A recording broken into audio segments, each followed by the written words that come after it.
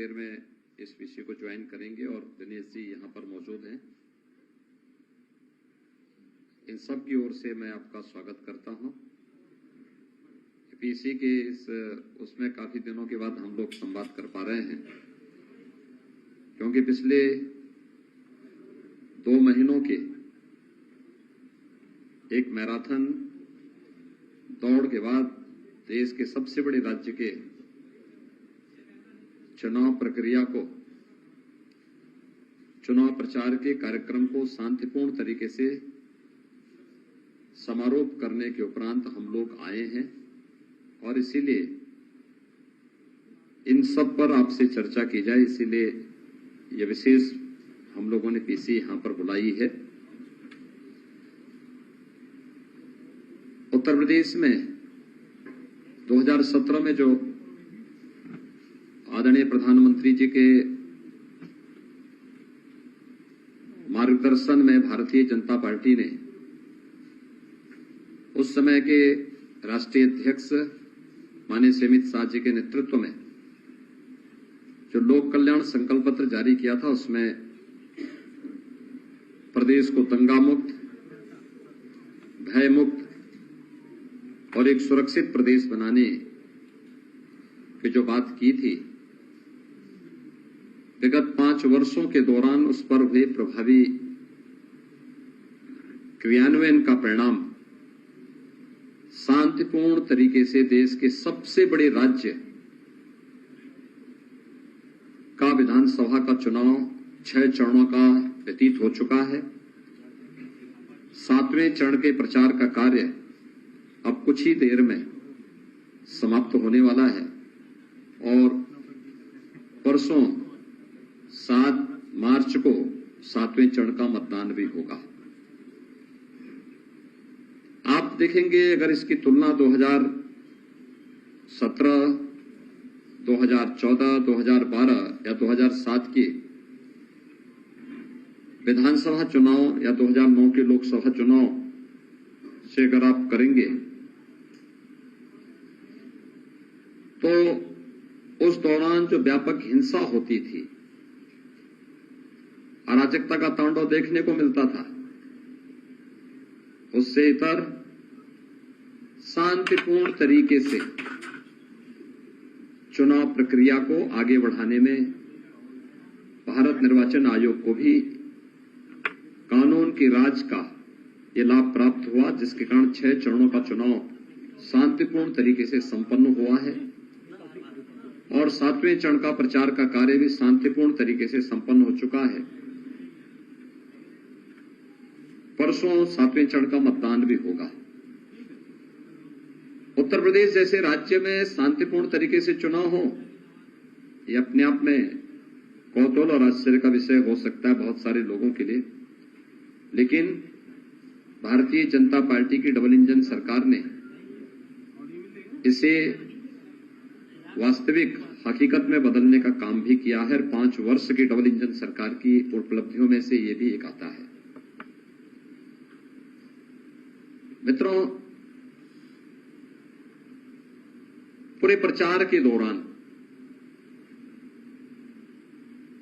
प्रदेश के अंदर सभी 75 जनपदों में हमें जाने का अवसर प्राप्त हुआ और पिछले 2 महीनों के दौरान मैं इस बात को कह सकता हूं कि Bharatiya Janata party double engine सरकार ने जो कहा सो करके दिखाया था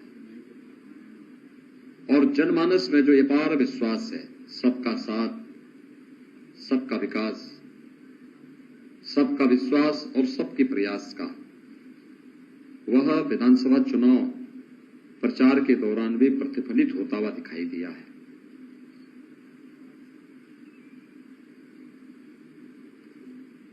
यह सच है कि 2014 से पहले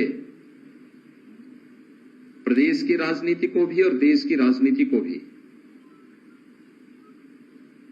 कांग्रेस और अन्य क्षेत्रीय दलों ने जाति, मत, मजहब, क्षेत्र, भाषा और तमाम अन्य बातों के आधार पर विभाजित कर दिया था और इस उधेड़बुन में मूल बिंदुओं पर ध्यान नहीं जा पाता था। पहली बार देखने को मिला है जब 2014 में प्रधानमंत्री मोदी जी के नेतृत्व में इलेक्शन लड़े गए और भारत के सामान्य निर्वाचन के लिए उस समय इलेक्शन के एजेंडे को जो धार उन्होंने दी थी, लोकसभा चुनाव के पहले प्रधानमंत्री जी ने नारा दिया था सबका साथ और सबके विकास का। लोगों को लगता था कि ये वास्तव में क्या है, लेकिन जब 2014 में सरकार बनी और सरकार ने अपने बिंदुओं को फोकस किया, देश की आंतरिक और बाह्य सुरक्षा को लेकर, देश की आस्था के सम्मान को लेकर, देश की इंफ्रास्ट्रक्चर डेवलपमेंट को लेकर के और गरीब कल्याणकारी योजनाओं का लाभ बिना भेदभाव के प्रत्येक नागरिक तक पहुंचाने का।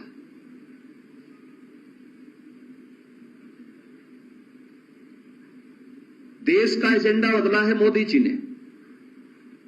जो जाति, मत, मजहब, क्षेत्र, भाषा और परिवार तक सीमित था, वह प्रधानमंत्री मोदी जी ने गांव, गरीब, किसान, नौजवान, महिलाएं और समाज के उन सभी उपेक्षित, दबे कुचले तबकों तक पहुंचाने का काम किया जो आजादी के बाद शासन की योजनाओं से वंचित थे, जो विकास की प्रक्रिया में पिछड़ गए थे और जिन्हें सरकार के सहयोग और सहारे की आवश्यकता थी। उन सबको ये संबल देने का काम प्रधानमंत्री मोदी जी के नेतृत्व में हुआ। आज उसका परिणाम भी देखने को मिला। ये सच है, 2014 से 2017 के बीच, मार्च 17 के बीच प्रधानमंत्री मोदी जी के द्वारा प्रारंभ किए गए गरीब कल्याणकारी योजनाओं का और इंफ्रास्ट्रक्चर डेवलपमेंट के कार्यों को प्रदेश की तत्कालीन समाजवादी पार्टी की सरकार लागू करने में विफल रही, पूरी तरह विफल रही। लेकिन जब मार्च 2017 में भारतीय जनता पार्टी की सरकार प्रदेश में पदारूढ़ होती है, तो उस समय हम लोगों ने आकर के केंद्र सरकार की उन सभी योजनाओं को प्रदेश में लागू किया जो प्रदेश के 25 करोड़ लोगों के जीवन में व्यापक परिवर्तन का कारक बन सकती थी। याद करिए, हम लोग जब आए थे, हमारी सरकार ने पहले 3 फैसले लिए थे। अन्नदाता किसानों की ऋण माफी के, जिसमें 86 लाख किसानों का 36,000 करोड़ रुपए का कर्ज माफी का कार्यक्रम हुआ था। ट्रांसपेरेंस तरीके से पूरे देश के अंदर अपने आप में एक उदाहरण था। टेक्नोलॉजी का उपयोग करते हुए कैसे किसानों के जीवन में परिवर्तन लाया जा सकता है, यह कार्य किया गया। प्रदेश के अंदर अवैध बूचड़खानों को बंद किया गया और बेटियों की सुरक्षा के लिए एंटी रोमियो स्क्वाड का गठन करके हर थाना क्षेत्र में इसको सक्रिय किया गया। अन्नदाता किसानों से अगर मैं इस योजना को प्रारंभ करूं, आज आप देख रहे होंगे अन्नदाता किसानों के लिए प्रधानमंत्री फसल बीमा योजना,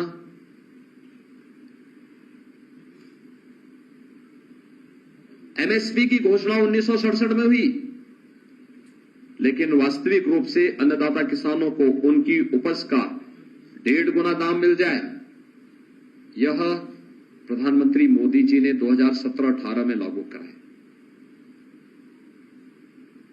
उत्तर प्रदेश में प्रोक्यूरमेंट की पॉलिसी भारतीय जनता पार्टी की डबल इंजन सरकार लेके आई।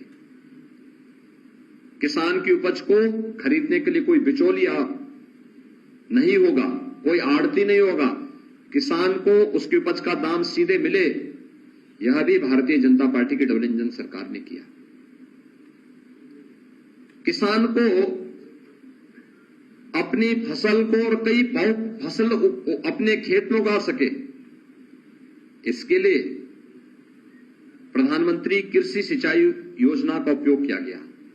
दशकों से लंबित बाण सागर परियोजना, अर्जुन सहायक परियोजना, सरयू नहर राष्ट्रीय परियोजना जैसी 1.5 दर्जन से अधिक परियोजनाओं को पूरा किया गया। 22 लाख हेक्टेयर से अधिक भूमि को सिंचाई की सुविधा प्रदेश के अंदर उपलब्ध करवाने का कार्य इस दौरान डबल इंजन सरकार ने किया। अन्नदाता किसानों को शासन की योजनाओं का भरपूर लाभ देते हुए उनके जीवन में परिवर्तन लाने का काम भारतीय जनता पार्टी की सरकार ने लिया और वर्तमान में 2,54,00,000 से अधिक किसान उत्तर प्रदेश के अंदर ऐसे हैं जो प्रधानमंत्री किसान सम्मान निधि का लाभ प्राप्त 6,000 रुपये सालाना प्राप्त कर रहे हैं। मित्रों, गन्ना किसानों का 1,62,600 करोड़ रुपए से अधिक का गन्ना मूल्य का भुगतान मात्र 5 वर्ष के अंदर भारतीय जनता पार्टी की डबल इंजन सरकार ने किया है। अगर इस पूरी राशि को आप 2003 से लेके 2017 के बीच सपा बसपा सपा की सरकार के कार्यकाल को देखेंगे, कितना गन्ना मूल्य का भुगतान इन पूरे 3 कार्यकाल में भी ये लोग नहीं कर पाए थे। कोरोना कालखंड में भी कोई चीनी मिल बंद नहीं हुई, सभी चीनी मिलें अपना काम करती रही, चलती रही, और जब तक गन्ना किसान के खेत में गन्ना है तब तक चीनी मिलें चलेंगी। उस संकल्प को सरकार ने लागू भी किया। मित्रों, अन्नदाता किसान वह किसान भी है, पशुपालक भी है। अवैध बूचड़खाने उनके सामने चुनौती थी। हमने आने के तत्काल बाद 2017 में अवैध बूचड़खाने बंद किए।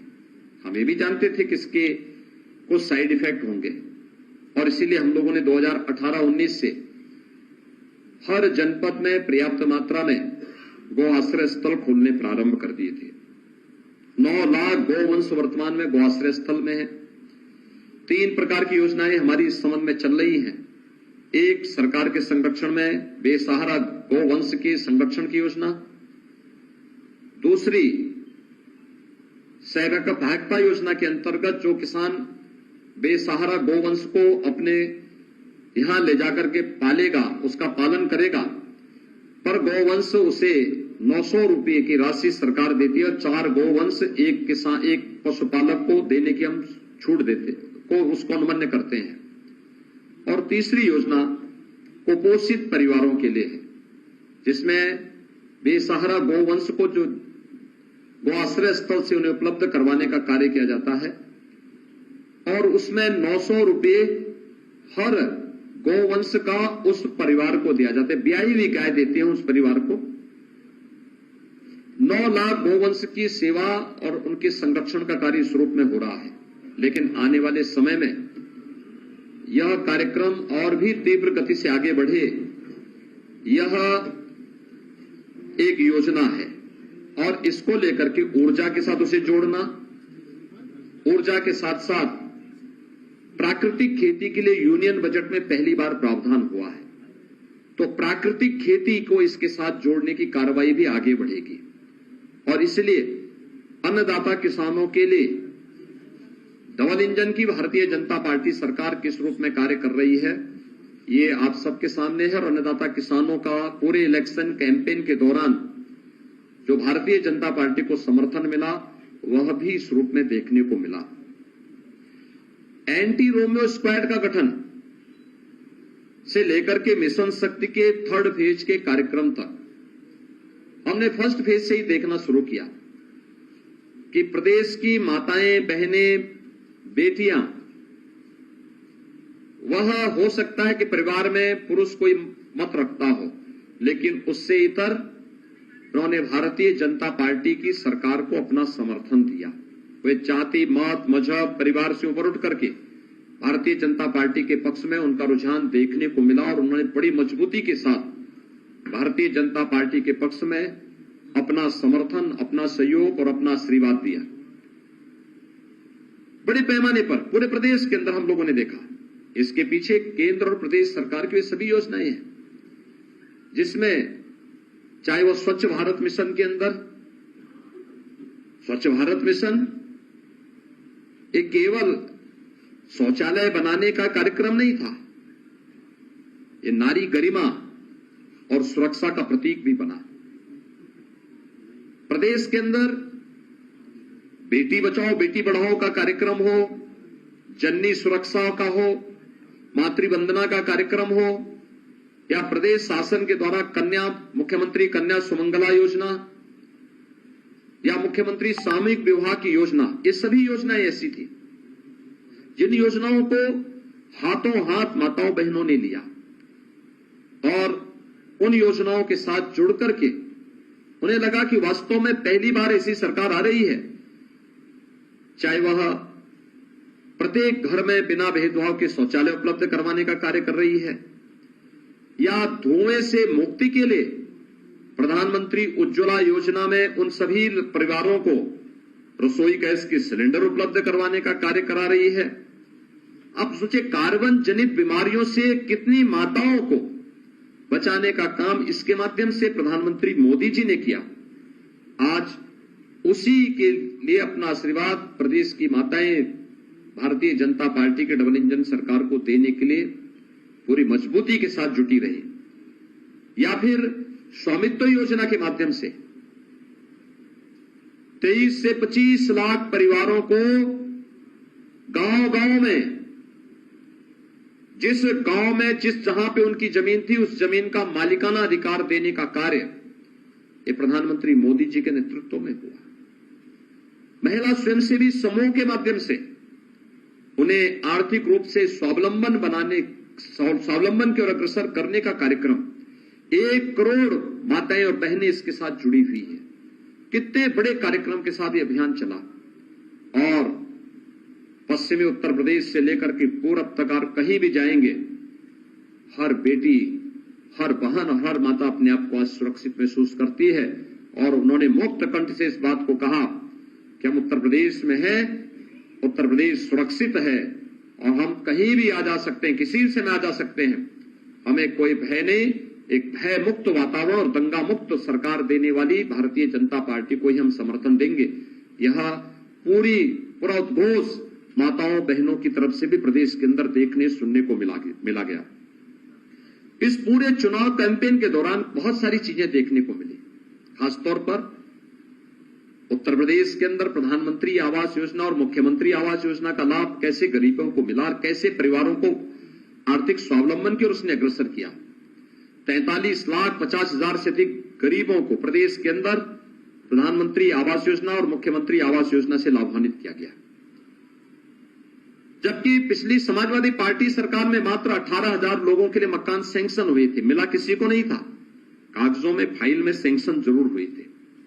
5 साल में 18,000 समाजवादी पार्टी की सरकार में और भारतीय जनता पार्टी की डबल इंजन सरकार में 43,50,000 से अधिक गरीबों को मिला है। यानी 43,50,000 वह गरीब आर्थिक शासन की योजनाओं से जुड़ के, केवल आवास नहीं बना, आवास बनने के साथ ही विद्युत का कनेक्शन सौभाग्य योजना में फ्री में मिलता है। 1,43,00,000 ऐसे परिवारों को विद्युत के कनेक्शन दिए गए जिन्होंने आजादी के बाद कभी बिजली के दर्शन नहीं किए थे। उन परिवारों में इसके लिए 1,21,000 मजदूरों तक विद्युतीकरण का काम करना पड़ा था। 2,61,00,000 गरीबों को एक शौचालय उपलब्ध करवाने का काम भी हुआ। 1,25,00,000 से अधिक परिवारों को राशन कार्ड उपलब्ध करवाने के कार्य हुए थे। यानी ये जो कार्य प्रारंभ हुए, इनको बनाया गया, इनको एक तक डबल इंजन की सरकार ने कार्य किया। आज उसका परिणाम भी गरीब कल्याणकारी योजनाओं के माध्यम से हर घर बिजली, हर घर नल, हर घर शौचालय, हर घर राशन कार्ड, इन सभी योजनाओं के माध्यम से भी देखने को मिल रहा है। गरीब कल्याणकारी योजनाओं हो या फिर इंफ्रास्ट्रक्चर डेवलपमेंट के कार्य। मित्रों, ये वही प्रदेश है जिसमें 70 वर्षों में केवल 1.5 एक्सप्रेसवे बन पाया था। आज इसी प्रदेश में, इसी उत्तर प्रदेश में 7 नए एक्सप्रेसवे या तो बन चुके हैं या बन रहे हैं। पूर्वांचल एक्सप्रेसवे आदरणीय प्रधानमंत्री जी के कर कमलों से राष्ट्र को समर्पित हो चुका है। बुंदेलखंड एक्सप्रेसवे अपने निर्माण की प्रक्रिया के अंतिम चरण में है। गोरखपुर लिंक एक्सप्रेसवे युद्ध स्तर पर कार्य चल रहा है। दिल्ली मेरठ एक्सप्रेसवे राष्ट्र को समर्पित हो चुका है। गंगा एक्सप्रेसवे पे कार्य युद्ध स्तर पर आगे बढ़ रहा है। बलिया लिंक एक्सप्रेसवे जमीन अधिग्रहण की कार्रवाई चल रही है। कानपुर लखनऊ ग्रीनफील्ड एक्सप्रेसवे, इस पर भी कार्य आगे बढ़ रहा है। गोरखपुर सिलीगुड़ी एक्सप्रेसवे और वाराणसी कोलकाता एक्सप्रेसवे, इस पर भी भारत सरकार के स्तर पर युद्ध स्तर पर कार्य चल रहा है। इंटर स्टेट कनेक्टिविटी, याद करिए 2017 तक ये वही उत्तर प्रदेश था जिसके बारे में लोग 2-3 पहचान के रूप में कहते थे। एक, जहां दंगा हो, अराजकता हो, अव्यवस्था हो, गुंडागिर्दी हो। दूसरा, किसी भी जगह से आप आए, किसी देश से, किसी राज्य से उत्तर प्रदेश में प्रवेश करें तो जहां से सड़कें टूटी हुई हो, जहां से सायकाल होते अंधेरा हो जाए, वो उत्तर प्रदेश की सीमा मान ली जाती थी। आज उत्तर प्रदेश दंगा मुक्त है, अराजकता मुक्त है, गुंडागिर्दी से मुक्त है। इंटर स्टेट कनेक्टिविटी को 4 लेन की कनेक्टिविटी से जोड़ा जा चुका है। उत्तर प्रदेश के किसी भी गांव में, लगभग 1 लाख गांव उत्तर प्रदेश के अंदर हैं, इन सभी 1 लाख गांवों तक विद्युत अनवरत, यानी सबको बिजली, पर्याप्त बिजली के लक्ष्य को प्राप्त किया जा चुका है। ये इंफ्रास्ट्रक्चर डेवलपमेंट के लिए भारतीय जनता पार्टी की सरकार के समय जो कार्य चल रहे हैं, जिला मुख्यालयों को, तहसील मुख्यालयों को, ब्लॉक मुख्यालयों को 4 लेन 2 लेन की कनेक्टिविटी के साथ जोड़ने, हर ग्राम पंचायत को अच्छी कनेक्टिविटी के साथ जोड़ने की कार्रवाई युद्ध स्तर पर चल रही है। मेडिकल क्षेत्र में, स्वास्थ्य क्षेत्र में कितना बड़ा इंफ्रास्ट्रक्चर हुआ। 1947 से 2017 तक 70 वर्षों में मात्र 12 मेडिकल कॉलेज बने थे और 5 वर्ष में भारतीय जनता पार्टी की डबल इंजन सरकार ने 2 एम्स और 33 नए मेडिकल कॉलेज उत्तर प्रदेश की जनता को दिए और आज उत्तर प्रदेश एक जनपद एक मेडिकल कॉलेज बनाने की ओर अग्रसर हुआ है। आप देखेंगे पूर्वी उत्तर प्रदेश में जहां पर 7वें चरण में चुनाव होना है, सोनभद्र में मेडिकल कॉलेज का निर्माण हो रहा है। मिर्जापुर में मेडिकल कॉलेज इस सत्र में प्रारंभ हो चुका है। चंदौली में मेडिकल कॉलेज कार्य प्रारंभ हो चुका है। गाजीपुर में मेडिकल कॉलेज इस सत्र में प्रारंभ हो चुका है। जौनपुर में इस सत्र में मेडिकल कॉलेज प्रारंभ हो चुका है। भदोई मेडिकल कॉलेज बनाने की प्रक्रिया आगे बढ़ रही है। वाराणसी में एम्स के समकक्ष चिकित्सा संस्थान का निर्माण हो रहा है। अत्याधुनिक कैंसर संस्थान का शुभारंभ प्रधानमंत्री जी के कर कमलों से वहां शुभारंभ हो चुका है। जौनपुर मेडिकल कॉलेज प्रारंभ हो चुका है। आजमगढ़ मेडिकल कॉलेज पहले से कार्य कर रहा है। मऊ में मेडिकल कॉलेज की प्रक्रिया आगे बढ़ रही है। यानी इन जनपदों में मेडिकल इंफ्रास्ट्रक्चर किस रूप में विकसित किया गया। जब हम लोग 2017 में आए थे, प्रदेश के अंदर उस समय 46 ऐसे जिले थे जहां पर कोई भी आईसीयू की सुविधा नहीं थी। 75 जनपदों में एक भी जनपद में लाइफ सपोर्ट एम्बुलेंसेस नहीं थी। आज उत्तर प्रदेश के हर जनपद में 75 के 75 जनपदों में 3 से लेकर के 7 लाइफ सपोर्ट एम्बुलेंस हर जनपद में खड़ी मौजूद मिलेगी। 46 जनपद थे जहां आईसीयू की कोई भी सुविधा नहीं थी। आज प्रदेश के सभी 75 जनपदों में सुविधा मिलेगी और कोरोना प्रबंधन आदरणीय प्रधानमंत्री जी के मार्गदर्शन और नेतृत्व में पूरे देश के अंदर इस कोरोना प्रबंधन को सबने देखा है। सीएफआर सबसे कम, रिकवरी सबसे बेहतर, पॉजिटिविटी रेट को एकदम नियंत्रित किया गया। आज उत्तर प्रदेश कोरोना प्रबंधन का एक मॉडल बना। 3rd वेव कब आई कब गई कोई पता नहीं। हम लोग प्रदेश के अंदर 29 करोड़ वैक्सीन की डोजेस दे चुके हैं। 10.5 करोड़ कोविड टेस्ट करा चुके हैं। यानी ये सभी देश के अंदर सबसे ज्यादा है, किसी भी राज्य से ज्यादा है। और कोविड कालखंड के दौरान फ्री में टेस्ट, फ्री में उपचार, फ्री में वैक्सीन और सबको वैक्सीन के साथ ही हर गरीब को कोरोना कालखंड के अंदर हर महीने 2 बार डबल डोज राशन की सुविधा उपलब्ध कराने का काम भी भारतीय जनता पार्टी की डबल इंजन सरकार ने किया। किसी भी महामारी का अब तक का इतिहास रहा है। आप 1000 वर्षों के एक महामारी के इतिहास को उठा करके देखेंगे, बीमारी से जितनी मौतें नहीं होती थी उससे कई गुना मौतें होती थी भूखमरी से। आज मैं कह सकता हूं कि हमारे उत्तर प्रदेश में भूख से कोई मौत नहीं होती। यह वही उत्तर प्रदेश है जहां 2016 में और जनवरी 17 में भूख से मौत के कई प्रकरण सामने आए थे। आज सबको राशन और प्रत्येक को राशन कार्ड हर एक उस परिवार को उपलब्ध कराया गया है। पर्याप्त मात्रा में 15 करोड़ लोगों को महीने में 2 बार राशन की सुविधा उपलब्ध करवाने का कार्य भारतीय जनता पार्टी की डबल इंजन सरकार कर रही है। मित्रों, कोरोना कालखंड में प्रवासी कामगार और श्रमिकों के लिए, निवासी कामगार और श्रमिकों के लिए कैसी व्यवस्था होनी चाहिए, उत्तर प्रदेश के मॉडल को सबने स्वीकारा है।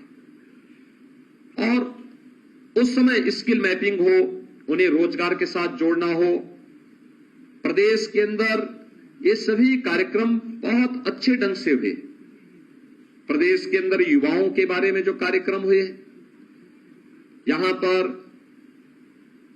शिक्षा के क्षेत्र में जो अभूतपूर्व कार्य हुए, बेसिक शिक्षा के क्षेत्र में, माध्यमिक शिक्षा, उच्च शिक्षा, तकनीकी शिक्षा, वोकेशनल शिक्षा, ये सभी पे जो अभी अद्भुत कार्य हुए हैं, हर एक ओर इसकी सराहना हो रही है।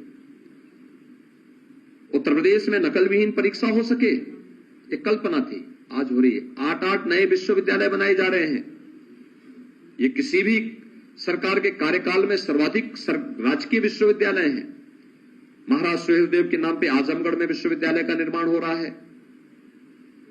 अलीगढ़ में राजा महेंद्र प्रताप सिंह जी के नाम पे विश्वविद्यालय की स्थापना का कार्य चल रहा है। सहारनपुर में मां स्वाकंबरी के नाम पर विश्वविद्यालय के निर्माण की कार्रवाई युद्ध स्तर पर आगे बढ़ रही है। प्रयागराज में डॉक्टर राजेंद्र प्रसाद जी के नाम पे लॉ यूनिवर्सिटी का निर्माण हो रहा है। लखनऊ में सरदेव अटल जी के नाम पर मेडिकल यूनिवर्सिटी का निर्माण हो रहा है। गोरखपुर में महायोगी गुरु गोरखनाथ के नाम पर आयुष विश्वविद्यालय का निर्माण हो रहा है। यानी युद्ध स्तर पर हर एक उस कार्य को प्रदेश सरकार, लखनऊ में पहली बार अपराध दुनिया के अंदर किस रूप में घटित हो रहे हैं, वह पुलिस के पुलिस के मॉडर्नाइजेशन को से लेकर के पुलिस में भर्ती की पारदर्शी प्रक्रिया को आगे बढ़ाने को लेकर, और लखनऊ में और हर जोनल मुख्यालय पे एफएसएल लैब की स्थापना हो या लखनऊ में forensic police and forensic institute की स्थापना की कार्रवाई हो, यह सफलतापूर्वक भारतीय जनता पार्टी की डबल इंजन सरकार के दौरान हुआ। 5 लाख नौजवानों को सरकारी नौकरी उपलब्ध कराई गई। इस दौरान 2 करोड़ से अधिक नौजवानों को रोजगार, नौकरी और स्वतः रोजगार के साथ जोड़ने में भी भारतीय जनता पार्टी की डबल इंजन सरकार को अवसर मिला। हर गांव में बैंकिंग कॉरेस्पॉन्डेंट सखी, हर गांव में रोजगार सहायक की तैनाती, ये प्रदेश के अंदर युद्ध स्तर पर इन सभी कार्यक्रमों को आगे बढ़ाने का काम हुआ। इंफ्रास्ट्रक्चर डेवलपमेंट के साथ ही सुरक्षा का जो बेहतर माहौल प्रदेश के अंदर भारतीय जनता पार्टी की डबल इंजन सरकार ने दिया, आज उसके परिणाम भी हम सबके सामने हैं और हम लोग इसको देख सकते हैं कि इसका परिणाम प्रदेश में व्यापक निवेश के रूप में हुआ।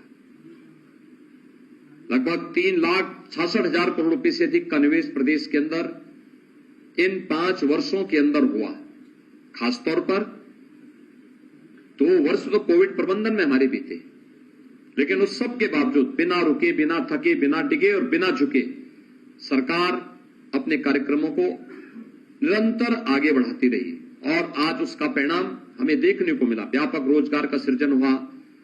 परंपरागत हस्तशिल्पियों को आगे बढ़ाने के लिए विश्वकर्मा श्रम सम्मान के माध्यम से, परंपरागत उद्यम को बढ़ावा देने के लिए एक जनपद एक उत्पाद, 1 डिस्ट्रिक्ट 1 प्रोडक्ट की कार्य योजना को आगे बढ़ा करके श्रमिकों के लिए उनके बच्चों के लिए अटल आवासीय विद्यालय में अत्याधुनिक शिक्षा की व्यवस्था के लिए, प्रदेश के 3 करोड़ से अधिक श्रमिकों को सामाजिक सुरक्षा और 5 लाख रुपए की उन्हें आयुष्मान भारत और मुख्यमंत्री जन आरोग्य योजना में स्वास्थ्य बीमा का कवर उपलब्ध कराने का कार्य Bharatiya Janata party double engine सरकार ने प्रदेश के अंदर किया। पटरी व्यवसायियों के बारे में पहली बार किसी सरकार ने सोचा।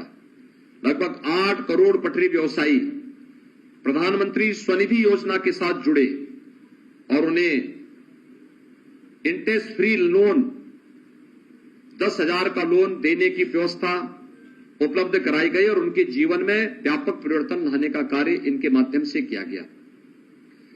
भारतीय जनता पार्टी की डबल इंजन सरकार के द्वारा विभिन्न क्षेत्रों में किए गए कार्यों का परिणाम इस पूरे इलेक्शन कैंपेन के दौरान भी देखने को मिला। हर व्यक्ति इस बात को स्वीकारता था कि सुरक्षा की बेहतर माहौल हुआ है, हमें भी बिजली मिल पा रही है, भेदभाव नहीं होता है, हमें भी राशन मिल रहा है, कोई भेदभाव नहीं होता है। हर एक व्यक्ति इस बात को स्वीकार करता था कि बिना चेहरा देखे हुए सरकार अपनी योजनाओं का लाभ हर एक गांव, हर गरीब, हर किसान, हर नौजवान तक दे रही है। और हर एक व्यक्ति के मुंह पे एक ही आवाज थी कि प्रधानमंत्री मोदी जी का यह मंत्र सार्थक हुआ कि सबका साथ, सबका विकास, सबका विश्वास और सबका प्रयास। आस्था को व्यापक सम्मान दिया गया। अयोध्या में दीपोत्सव का आयोजन हो या अयोध्या में राम जन्मभूमि पर भगवान राम के भव्य मंदिर के निर्माण का कार्य, काशी में देव दीपावली हो या फिर काशी विश्वनाथ धाम का भव्य स्वरूप, प्रयागराज में भव्य और दिव्य कुंभ हो या फिर प्रयागराज की कायाकल्प, मथुरा, वृंदावन, बरसाना को तीर्थ स्थल के रूप में स्थापित करके ब्रज तीर्थ विकास परिषद के माध्यम से उनके चतुर्दिक विकास का हो, या फिर संत रविदास जी के शीर गोवर्धन के सुंदरीकरण का कार्य, महर्षि वाल्मीकि के लालापुर के सुंदरीकरण का कार्य, या फिर श्रृंगवेरपुर में निषाद राज के किले के सुंदरीकरण और उसको भव्य स्मारक के रूप में देकर के भगवान राम और निषाद राज के मिलन का एक भव्य प्रतिमा वहां स्थापित करने की कार्रवाई, ये सभी कार्य भारतीय जन, या फिर महाराज सुहेल देव का भव्य स्मारक बहराइच में बनाने की कार्रवाई, भारतीय जनता पार्टी की डबल इंजन सरकार ने हर दिशा में कार्य किया है। और आज उसका परिणाम भी हम सबको इस पूरे चुनाव इलेक्शन कैंपेन में देखने को मिला। जातिवाद की दीवारें टूटी है, परंपरागत वंशवाद और परिवारवाद की राजनीति वाले पूरी तरह विफल हुए हैं। प्रदेश में राष्ट्रवाद, विकास और सुशासन के मुद्दे पर, सुरक्षा के मुद्दे पर प्रदेश की जनता जनार्दन ने 6 चरणों में भारतीय जनता पार्टी के पक्ष में मजबूती के साथ खड़े होकर के अपना समर्थन और अपना आशीर्वाद दिया है। 7वें चरण में भी यही ट्रेंड बनेगा, कोई संदेह नहीं होगा, क्योंकि यह जो ट्रेंड फर्स्ट यानी पहले चरण से प्रारंभ हुआ, यह लगातार आगे चल रहा है। और मैं विश्वास के साथ इस बात को कह सकता हूं कि जब इस 7 चरणों के चुनाव संपन्न होंगे, 10 मार्च को परिणाम आएगा, आप एक बार फिर देखेंगे 80% सीटें भारतीय जनता पार्टी अपने सहयोगियों के साथ विजयी बना करके प्रचंड बहुमत की सरकार प्रदेश के अंदर बनाएगी और 20% में विपक्ष आपस में बंटवारा करेगा। विपक्ष के पास कोई मुद्दा इस चुनाव में नहीं था। वे लोग महापुरुषों का अपमान करते थे। जब हम राष्ट्र नायक लौह पुरुष सरदार वल्लभ भाई पटेल का सम्मान दिवस मना रहे थे राष्ट्रीय एकता दिवस के रूप में, तो विपक्ष जिन्ना का गुणगान कर रहा था। जब हम लोग अपने युवाओं को टैबलेट स्मार्टफोन दे रहे थे, 1 करोड़ युवाओं को टैबलेट स्मार्टफोन दे रहे थे, तब विपक्ष पाकिस्तान का गुणगान गा रहा था। और इसलिए मित्रों, जनता जान चुकी है कि विपक्ष की संवेदना विकास के लिए नहीं, अन्नदाता किसान के प्रति नहीं, अपने अपने ऊर्जावान नौजवानों के प्रति नहीं, माता और बहनों और बेटियों की सुरक्षा के लिए नहीं, प्रदेश के समग्र विकास के लिए नहीं, उनकी संवेदना पेशेवर माफिया और अपराधियों के लिए है। उनकी संवेदना आतंकवादियों के प्रति है और उन्होंने समय समय पर यह भी करके दिखाया है। लेकिन अब जनता उनको कभी मौका नहीं देगी, उत्तर प्रदेश की जनता कभी मौका नहीं देने वाली है। यह संकल्प आगे बढ़ रहा है और हम विश्वास के साथ कह सकते हैं कि इन 2 महीनों के इस पूरे इलेक्शन कैंपेन में ये उत्साह और ये समर्थन या आशीर्वाद हम लोगों को हर एक विधानसभा क्षेत्र में, हर एक जनपद में और प्रदेश के चारों ओर देखने को मिला है। चाहे वह पश्चिमी उत्तर प्रदेश रहा हो, मध्य का रहा हो, बुंदेलखंड हो, अवध हो, पूर्वांचल हो, हर एक जगह यह व्यापक समर्थन और सहयोग हमें प्राप्त हुआ है। बिंदु क्षेत्र में या बुंदेलखंड क्षेत्र में हर घर नल योजना वहां पर साकार हुई है। जो लोग सूखे की मार झेलते थे, आज उनके खेतों को पानी मिल रहा है, उनको घर में विशुद्ध पानी मिल रहा है, पेयजल के लिए उन्हें जल उपलब्ध है। ये सभी कार्रवाई हो रही है और मैं विश्वास के साथ कह सकता हूं कि भारतीय जनता पार्टी प्रधानमंत्री मोदी जी के नेतृत्व और उनके मार्गदर्शन में 10 मार्च को फिर से डबल इंजन की सरकार प्रदेश में पदारूढ़ होगी और प्रचंड बहुमत के साथ भारतीय जनता पार्टी सरकार बनाने में सफल होगी। मुझे यही आप सबसे कहना था इस पूरे चुनाव कैंपेन के बारे में। लेकिन जो सबसे बड़ी बात है कि 6 चरणों के चुनाव शांतिपूर्ण तरीके से हुए हैं। ये प्रदेश सरकार के द्वारा बनाई गई कानून का राज, उसका एक उदाहरण है। आप सबका एक बार फिर से धन्यवाद, अभिनंदन, बहुत बहुत धन्यवाद जी।